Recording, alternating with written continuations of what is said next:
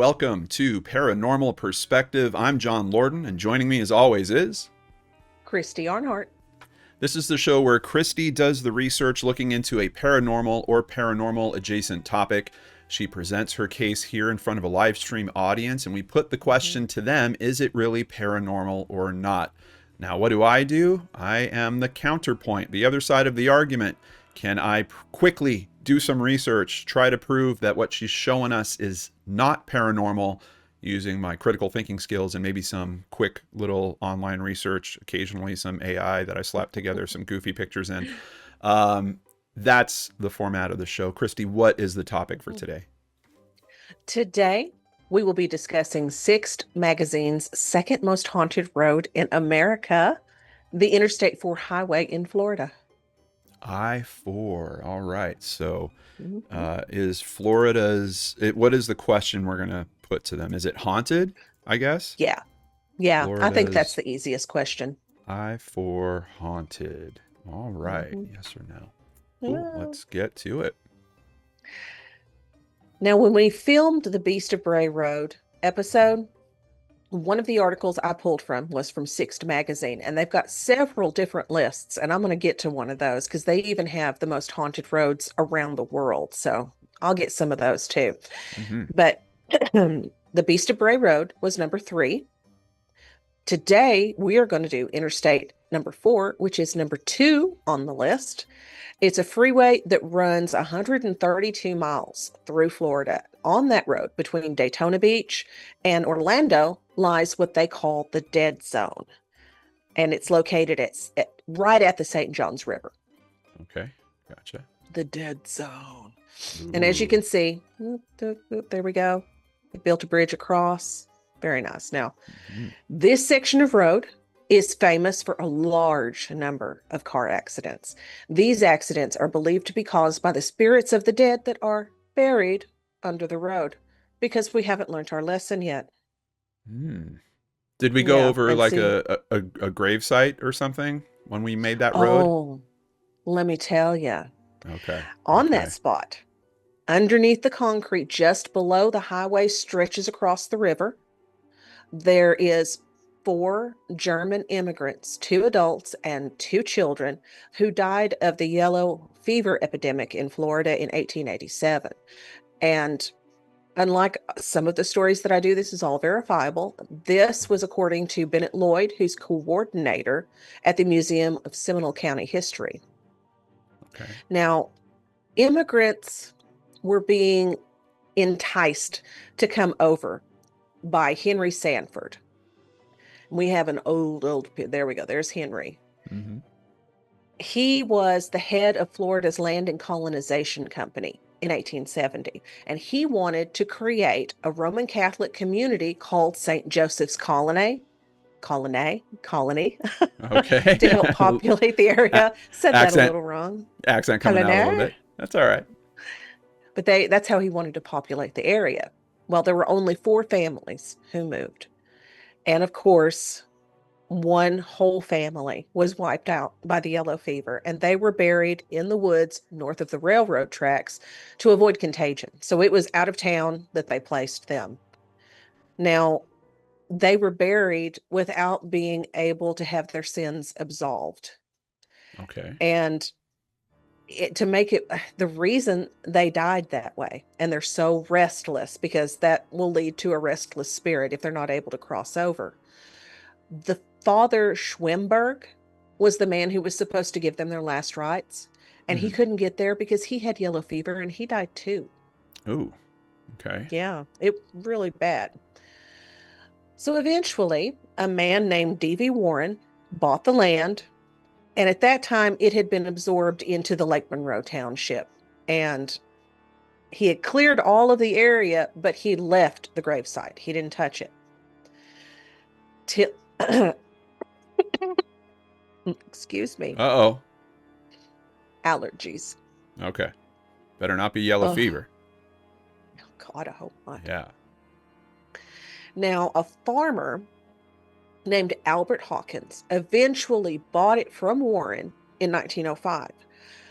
At the time, Warren warned Hawkins not to disturb those graves. And sadly enough, by this time, they were wooden crosses that marked the graves, and they were deteriorating very badly. So nobody could even read the names that were on it anymore. But they knew who was buried there, and they were like, just don't touch it. So, he disturbed them anyway, like people do. He took up the crosses and decided he was just going to work the land. And shortly after, his house burned down.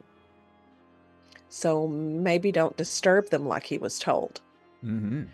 Now we start jumping forward a little bit because people kind of learned their lesson to a degree.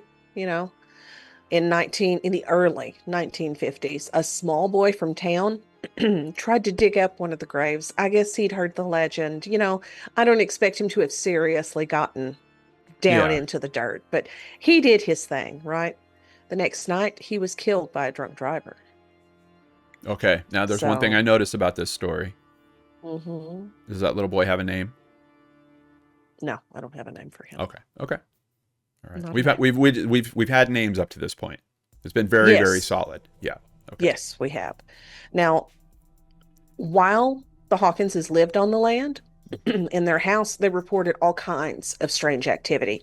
The children's toys were always moving by themselves. They'd hear voices, walking, all the ghost stuff. Then we get to the 1950s, and they decided to stretch a highway across the state. And the first section opening would be between Plant City and Lakeland, and that was in 1959. So they had to do a lot of development to this area before they even got there. Yeah. Well, And this property was probably, I mean, a really nice piece. Like, look at where it's located, right against the mm-hmm, water. I mean, especially for, any kind of farming. I mean, just any type of homesteading that you're going to do out there. It's got everything that you would need, like in a reasonable yeah. distance. This is Oh, this is a yeah, pretty prime piece of property here. it definitely is. Well, that same year, 1959, the government bought the Hawkinses farm Mm-hmm. from Albert's widow because they had all passed away at that point. And the highway's growth would take it through part of Sanford, which was nearby. Well, during the survey for the right of way, the four nameless graves were marked for their location. Okay. But due to bureaucracies, they didn't get moved like they told the townspeople it would. Wow. And that happens a lot, unfortunately. I mean, I'm not going into poltergeist again, but even in real life, we've got way too many examples. So on the day that fill dirt was dumped over the graves to build up to the approach, Hurricane Donna hit Florida and moved into the Gulf of Mexico. Now, for some reason, unexpectedly, it changed course and made landfill near Tampa and just wreaked havoc across the state. It crossed right over the desecrated graves on September 10th of 1960. The eye of the hurricane passed right over it. Wow. Wow. Yes. Now, on the day the interstate was opened, a truck hauling shrimp, because it's Louisiana, or it's Florida. It's So, yeah, you got to Florida. have Yeah. shrimp. It's Florida. Yeah, you got to have shrimp. I immediately went to Louisiana. So, he's taken frozen shrimp through the dead zone. He loses control of his truck and jackknifes over the grave sites. Now, there's a bridge that's been built over this area, and it Mm-hmm. travels right over the grave site. So he crashed his truck in that spot, and it killed him. And Right. that is just the first of so many deaths on this highway. I mean, an old brochure from St. Joseph's Colony that was found by historian Christine Kinlaw Best in 1999. Back then, they called this place the Field of the Dead. Hmm. So nobody wanted to mess with this. Now, to double down, years later, Hurricane Charlie, which they dubbed the I-4 hurricane, took the same path, followed Donna's route, it passed over the grave sites just as construction resumed around the area. So, two hurricanes got thrown at it. Yeah. Yeah. Mm-mm. No, no, no. That's very bad. So in 2007, the Florida Highway Patrol reported, because after you start seeing all these crashes, you hear about all the badness, they decided, well, we're going to take a look at this.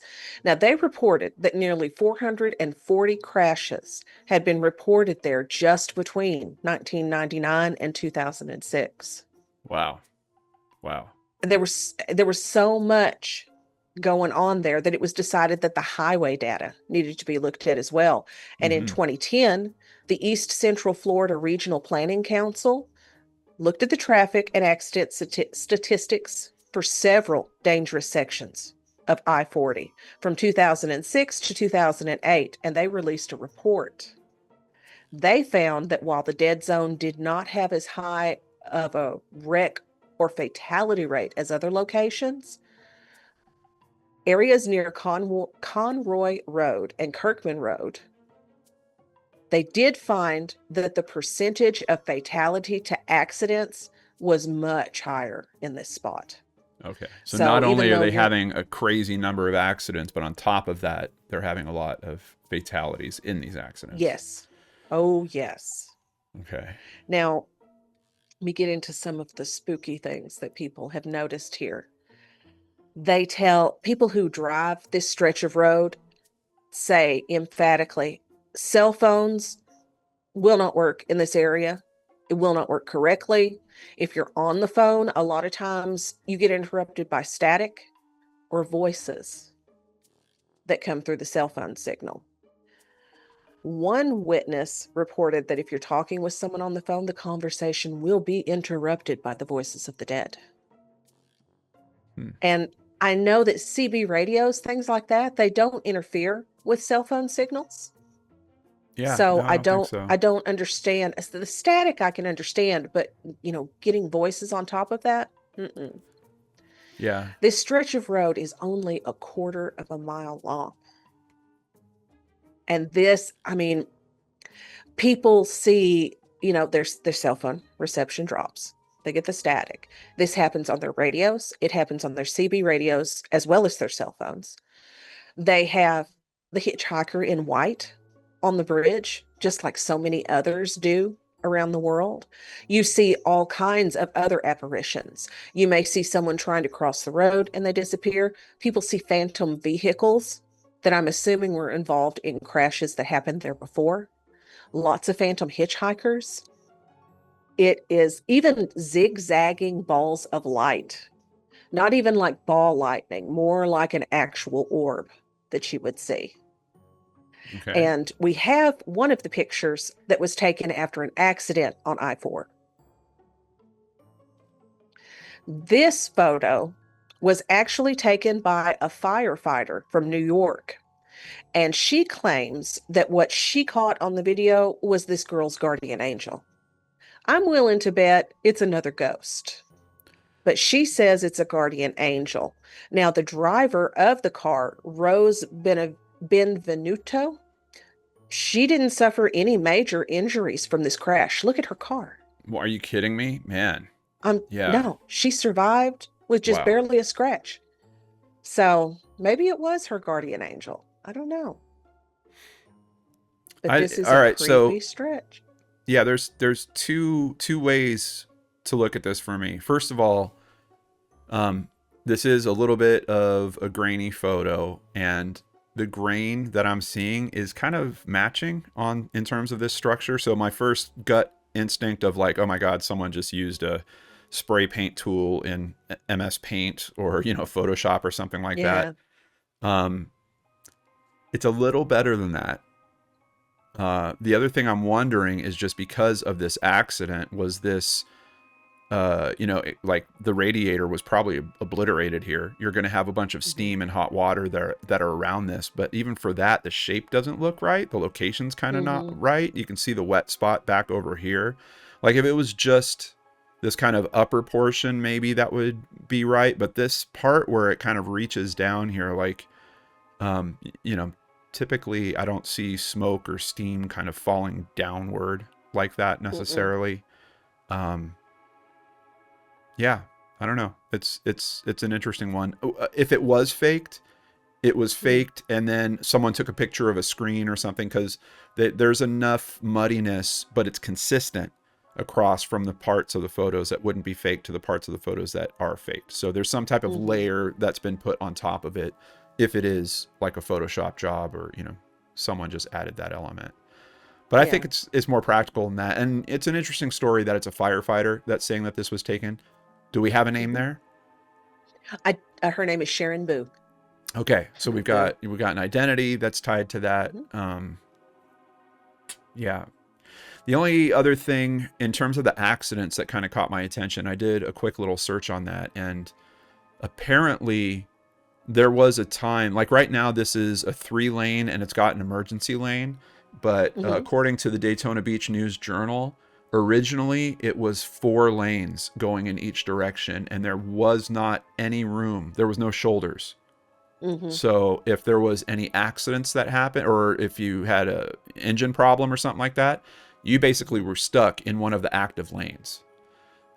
So I could see that causing a spike in terms of, you're going to have accidents here, and they're probably going to be nasty, because you're going to have cars that are completely stopped, possibly in the fast lane, but there was just no shoulder for them to pull over onto. They've since changed it, according to this article. It is now 3 lanes in each direction, plus you can see it, and they've got it right here in the picture. They do have an emergency lane added to it now.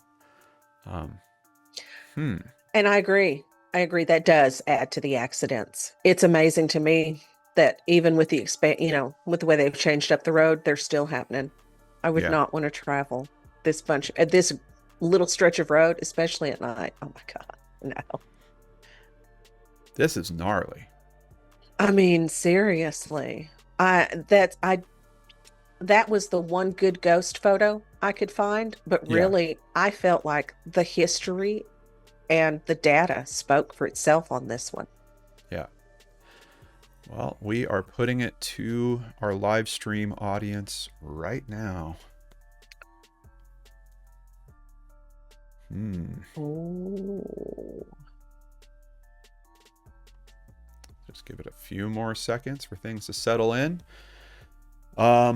Pretty interesting, pretty compelling. I would like to see more photos, obviously, especially if there's like regular occurrences happening out there. But you definitely hit the bar. Outside of that one name that we didn't have, I like that there is, identities and real names that are attached to all of this. That certainly helps with the believability. Knowing the history about, a family being buried there and rolling into all that is pretty strong. And then just this thought that, this land was just used in that way. No, they're not going to move the bodies. They're going to go ahead and build a highway on top of them. There's a lot to consider there. And there is. I think because of that, we came out to this conclusion. 64% of the audience says that I-4 is haunted. I'm with you guys. That cracks me up. Did you see me choking? I did. Yeah, y'all have no idea how long he worked on that. I'm not super convinced by the photo. I'm more convinced by the history, the story, and the levels of detail in terms of the story. And, for doing, admittedly, I didn't do a deep dive, but I kind of went looking for some information about why there's more accidents there. There's some good data to point to that, but I still don't think it's, it seems unreasonable. It seems like something unreasonable is happening on that stretch of highway. And I think that's why you took the win. So congratulations on that, Christy. Thank you. So in a few weeks, we will get to the number 1 road. Oh, yes, we will. Okay.